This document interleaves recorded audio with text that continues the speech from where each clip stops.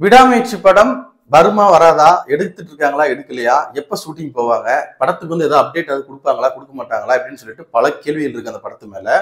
அப்படி இருக்கும்போது இப்ப மே 1ஆம் தேதி அஜித் சாரோட பிறந்த நாள்.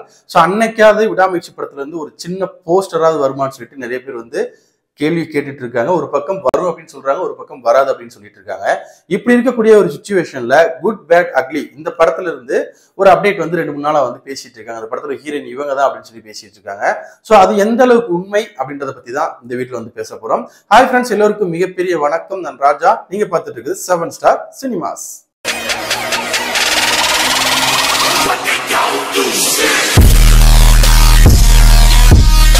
ஸோ ஃபர்ஸ்ட் வந்து விடாமுயற்சி. ஸோ இந்த படத்தை பொறுத்த வரைக்கும் நம்மளே கூட பேசியிருந்தோம், எலெக்ஷன் முடியவும் இந்த படத்துக்கான ஷூட்டிங் வந்து ஸ்டார்ட் பண்ண போறாங்க அப்படின்னு சொல்லிட்டு.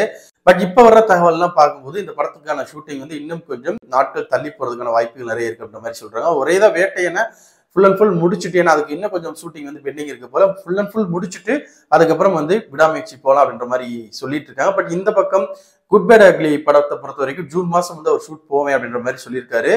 அப்படி போனாதான் அந்த படத்தை பொங்கலுக்கு ரிலீஸ் பண்ண முடியும் அப்படின்றதும் அவங்களுக்கு தெரியும். ஸோ என்ன பண்ண போறாங்க அப்படின்றது தெரியல. இப்படி இருக்கக்கூடிய சுச்சுவேஷன்ல குட் பேட் அக்லி இந்த படத்துல வந்து ஹீரோயினா ஸ்ரீலீலா. ஸ்ரீலீலானா இவங்க தானே, கொஞ்சம் மடக்கி தட்டு, இவங்களே தான். ஸோ இவங்க வந்து அஜித் சார் கூட ஹீரோயினா வந்து நடிக்க போறாங்க, ஜோடியா நடிக்க போறாங்க அப்படின்ற ஒரு டாக் வந்து போயிட்டு இருக்கு. ஸோ இது கேட்கும்போது நம்பலாமா வேணாமா அப்படின்ற ஒரு கேள்வி வந்து நமக்கு வருது. ஏன்னா வந்துட்டு நம்ம சோர்ஸ் பக்கம் இன்னும் வந்து ஆனா வந்து பேச்சுவார்த்தை நடந்ததாக சொல்றாங்க. பட் அது கரெக்டா வந்து 100% உண்மையா அப்படின்ற ஒரு கேள்விக்குறியும் வைக்கிறாங்க.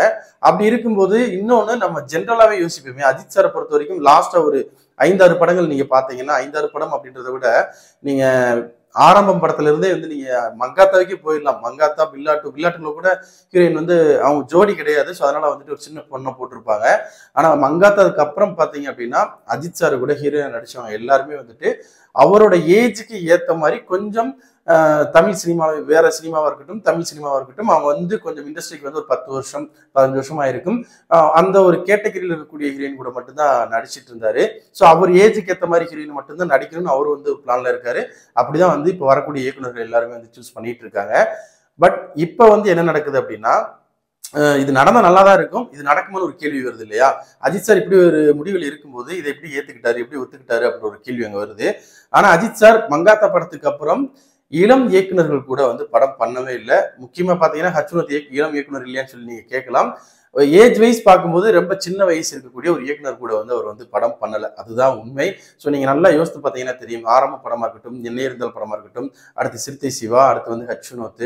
ஸோ இப்படின்னு பார்க்கும்போது எல்லாருமே கொஞ்சம் மெச்சூரான ஆட்கள் கூட தான் வந்து படம் பண்ணாரு. ஆனா இப்ப அவர் படம் பண்ண போற இயக்குனர் இப்ப அந்த AK62 மயில் திருமணி வரைக்கும் கொஞ்சம் மெச்சூரான ஆட்கள், கொஞ்சம் எக்ஸ்பீரியன்ஸ் இருக்கக்கூடிய ஆட்கள் கூட தான் பண்ணாரு.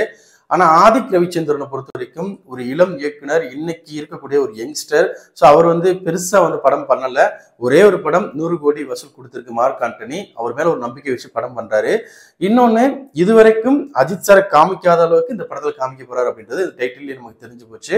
ஃபர்ஸ்ட் விஷயம், தமிழ் டைட்டில் வச்சுட்டு இருந்தாரு, அதை தவிர தெரிஞ்சாரு. செகண்ட் விஷயம், கார்பரேட் படம் பண்ணாம இருந்தாரு, அதை தவிர தெரிஞ்சாரு.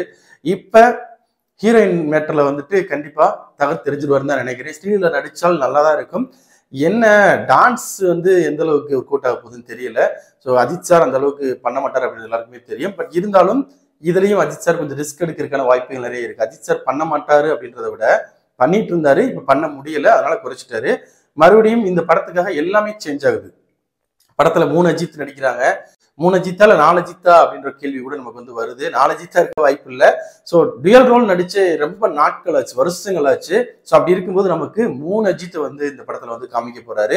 ஸோ கண்டிப்பா ஏதாவது ஒரு அஜித் வந்து ரொம்ப எங்கா காமிக்கிறதுக்கான வழிகள் வந்து வாய்ப்புகள் வந்து நிறைய இருக்கு. ஸோ இப்ப வந்து தளபதி விஜய் அவர்கள் வந்து கோட் படத்துல நடிக்கிறாங்க இல்லையா. ஸோ அந்த படத்துல வந்து விஜய் சாரை எங்க காமிக்கிறதுக்கு ஒரு இப்ப இருக்கக்கூடிய ஒரு என்ன சொல்றது, இப்ப நிறைய அதுக்கான வேலைகளை சிஜி பண்றாங்க. ஸோ அதுக்குன்னு சொல்லிட்டு சில எக்யூப்மெண்ட்ஸ் எல்லாம் வந்துருச்சு இல்லையா. ஸோ அதை வச்சு ரொம்ப எங்க காமிக்க போறாங்கன்னு சொல்லியிருந்தாங்க. ஸோ அந்த மாதிரி ஒரு விஷயத்தை இங்க யூஸ் பண்ணி ஒருவேளை அந்த ஒரு ரோலுக்கு வந்து ஸ்ரீலீலா ஹீரோயினா ஃபிக்ஸ் பண்ண போறாங்களா அப்படின்றத வெயிட் பண்ணி பார்ப்போம். பட் இது எந்த அளவுக்கு உண்மை அப்படின்றது நமக்கு தெரியல. 100% வந்து இது நடக்கும் அப்படின்னு வந்து அஷூரன்ஸ் கொடுக்க முடியாது. இன்னும் வெயிட் பண்ணி பார்த்தா மட்டுமே உண்மையிலேயே வந்துட்டு இவங்க ஹீரோயினா இல்ல ஒரு வதந்தியை பரப்பி விட்டாங்க அப்படின்றது நமக்கு தெரியும். ஏன்னா நம்ம விசாரிச்ச வரைக்கும் அவ்வளவு கரெக்டா அக்யூரேட்டா சொல்ல முடியல. பட் வந்துட்டு பேச்சுவார்த்தை நடந்ததா சொல்றாங்க அப்படின்னு சொல்றாங்க. ஸோ வெயிட் பண்ணி பார்ப்போம் என்ன நடக்க போகுது அப்படின்னு. ஸ்ரீலீலா அஜித் சாருக்கு பேரா நடிச்சா நல்லா இருக்குமா நல்லா இருக்காது அப்படின்றத கமெண்ட் செக்ஷன்ல மறக்காம கமெண்ட் பண்ணுங்க. நம்ம சேனல்ல போற வீடியோஸ் பிடிச்சிருந்தா லைக் பண்ணுங்க, கமெண்ட் பண்ணுங்க, ஷேர் பண்ணுங்க. அப்படியே நம்ம சேனலை கொஞ்சம் சப்ஸ்கிரைப் பண்ணி சப்போர்ட் பண்ணுங்க. அப்பதான் நம்ம அடுத்த வீடியோஸ் போறதுக்கு மோட்டிவேஷனா இருக்கும். Thank you friends.